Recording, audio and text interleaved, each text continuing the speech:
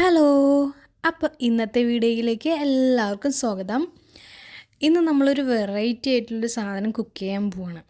ഞാൻ ഈ കത്തിയും പിടിച്ച് കാട്ടിൻ്റെ ഉള്ളിൽ പോണത് ഇവിടെ ഒരു സാധനം വന്നിട്ടുണ്ട്. ഇത് ചേനപ്പൂവാണേ. ചേനപ്പൂ കറി വയ്ക്കും. ചിലവർക്ക് അറിയത്തില്ല. ഇവിടെ നമ്മുടെ വീട്ടിൽ ആദ്യമായിട്ടാണ് ചേനപ്പൂവൊക്കെ കറി വെച്ചിട്ടുണ്ട്. നല്ല ഭംഗിയുള്ളൊരു പൂവാണ്.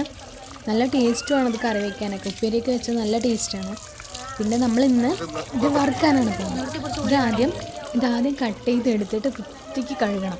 മഴയൊക്കെ പെയ്താണ്, ചളിയും പൊടിയൊക്കെ കയറിയിട്ടുണ്ടാകും. അപ്പം വൃത്തിയായിട്ട് കഴുകിയെടുത്തിട്ട് നന്നായി കട്ട് ചെയ്തിട്ട് നമ്മൾ എങ്ങനെയാണോ ഇഷ്ടം അതുപോലെ കട്ട് ചെയ്തെടുക്കുക. നമ്മൾ ഫ്രൈ അല്ല, നമ്മൾ ജസ്റ്റ് വറുക്കണ പോലെയാണ് ചെയ്യുന്നത്.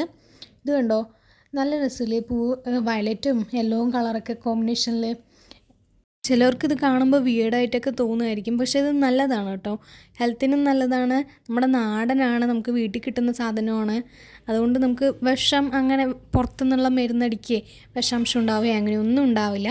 പിന്നെ ആകെ ശ്രദ്ധിക്കേണ്ട എന്താണെന്ന് വെച്ചാൽ, നമ്മളത് കട്ട് ചെയ്യുമ്പോൾ സെൻസിറ്റീവായിട്ടുള്ള ആളുകളുണ്ടാവുമല്ലോ, മീൻസ് സ്കിൻ സെൻസിറ്റീവായിട്ടുള്ള ആളുകളൊക്കെ ഉണ്ടാവില്ലേ. അപ്പോൾ കൈ ചൊറിയാനുള്ള നല്ല ചാൻസ് കൂടുതലാണ്.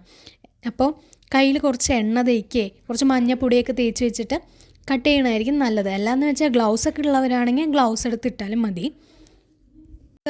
ഇത് കണ്ടോ, ഈ പൂവിൻ്റെ ഉള്ളിൽ കുറച്ച് നാര് പോലത്തെ സാധനമുണ്ട്. അപ്പോൾ അതിനെയൊക്കെ റിമൂവ് ചെയ്തിട്ടാണ് ഞാൻ മുറിച്ചെടുക്കുന്നത്. അതിൻ്റെ ഇടയിൽ കൂടെ ഋതിക്കുട്ടി ഓടി വന്ന് അമ്മ എന്നൊക്കെ പറഞ്ഞിട്ട് പോകണം. ഋതിക്കുട്ടി നന്നായി സംസാരിക്കാൻ തുടങ്ങി കേട്ടോ.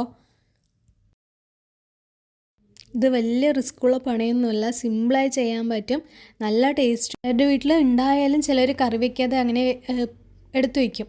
അപ്പോൾ ഒരു തവണ ഉണ്ടാകുമ്പോൾ ഒന്ന് ട്രൈ ചെയ്ത് നോക്കുക. പിന്നെ ഇതില്ലേ, ഈ പൂവ് ഒരുപാട് വിടർന്ന് വരെ നമ്മൾ വെയിറ്റ് ചെയ്യാൻ പാടില്ല.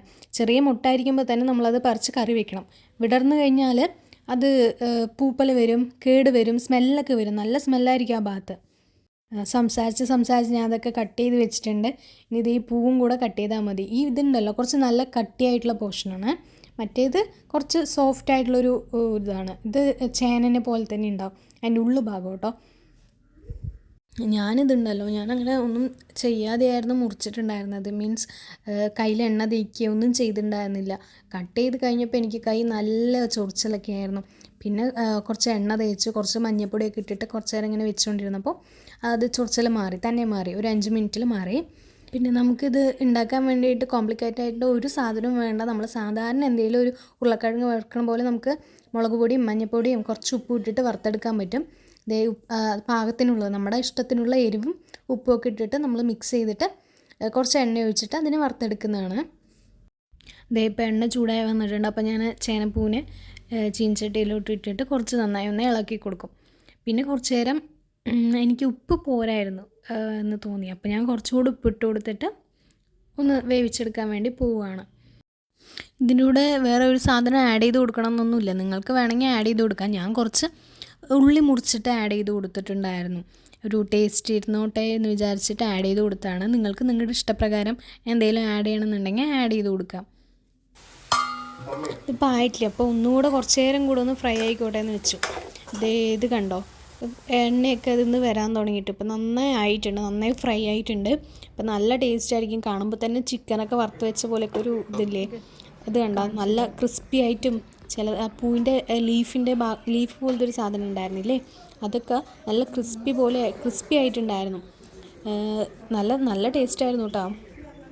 എനിക്കിത് ചേനൻ്റെ ടേസ്റ്റായിട്ടേ തോന്നിയിട്ടുണ്ടായിരുന്നില്ല. വഴുതനയൊക്കെ ഫ്രൈ ചെയ്താൽ എങ്ങനെ ഉണ്ടാവും, ആ ഒരു ടേസ്റ്റും ഫ്ലേവറും ആയിരുന്നു വന്നിട്ടുണ്ടായിരുന്നു. നല്ല ടേസ്റ്റ് ഉണ്ടായിരുന്നു. എല്ലാവരും ഒന്ന് ട്രൈ ചെയ്ത് നോക്കണം. താങ്ക്